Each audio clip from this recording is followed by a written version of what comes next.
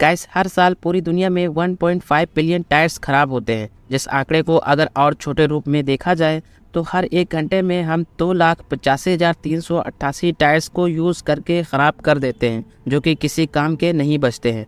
और यह tyre dumping graveyard जो कि कुवैत में मौजूद है, यहाँ पर कई सालों से लगातार टायर डंप किया जा रहा है। यह कई एकड़ ज़मीन पर फैला हुआ है और यहाँ तक कि अब इसे स्पेस से भी देखा जा सकता है।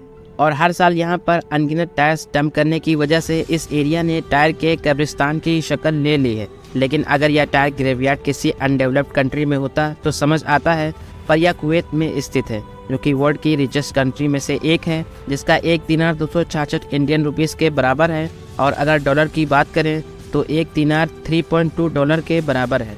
और कुवैत एक डेवलप्ड कंट्री होने के बावजूद भी इसको ऐसी क्या ज़रूरत आ पड़ी कि इसने यह टायर जमा करने शुरू कर दिए।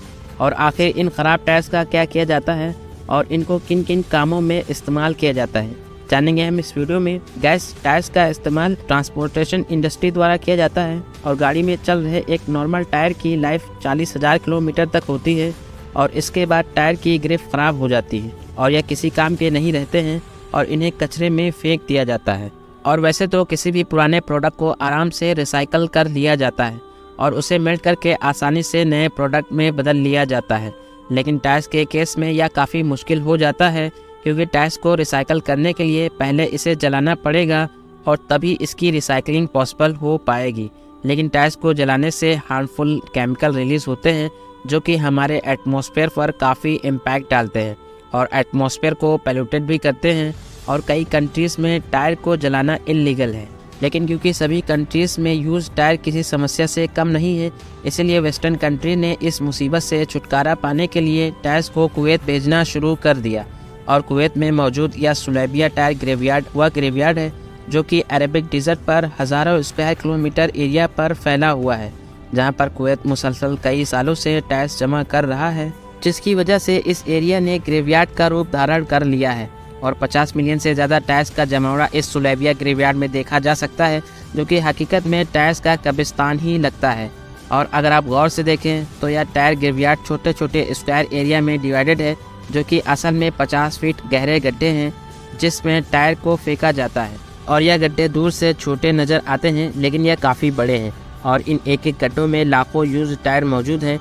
लेकिन हैरत की बात क्या है कि कुवैत इन ख़राब टायर को जमा तो कर रहा था, लेकिन उसके पास कोई प्लान ही नहीं था कि वह इन लावारिस टायर्स का क्या करेगा।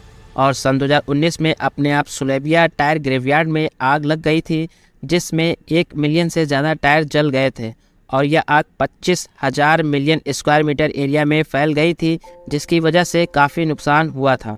और इन्वायरमेंट में टायर जलने की वजह से टॉक्सिक केमिकल घुल गए थे और इसीलिए इस टायर ग्रेवयार्ड को अलग अलग स्क्वायर में डिवाइड कर दिया गया था, ताकि टायर में आग लगने वाली समस्या से छुटकारा पाया जा सके। लेकिन फिर भी कई बार अपने आप आग लग जाती थी और इस ग्रेवयार्ड के पास के शहर पर भी इसका असर देखा जाता था। लोगों को सांस लेने में भी दिक्कत होती थी। और सुलैबिया टायर ग्रेवयार्ड में लगने वाली आग इतनी ज़्यादा थी जिसको स्पेस से भी देखा गया था। और इसके बाद इंटरनेशनल लेवल पर भी कुवैत पर प्रेशर आया था कि इन मामलों का कुवैत गवर्नमेंट कोई सल्यूशन निकाले।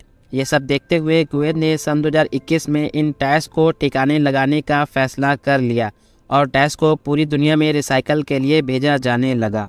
और किसी भी नॉर्मल टायर में 3 इंग्रेडिएंट होते हैं: रबर, कार्बन, स्टील वायर्स। और इन्हीं चीज़ों के मिक्सचर से एक टायर का निर्माण किया जाता है।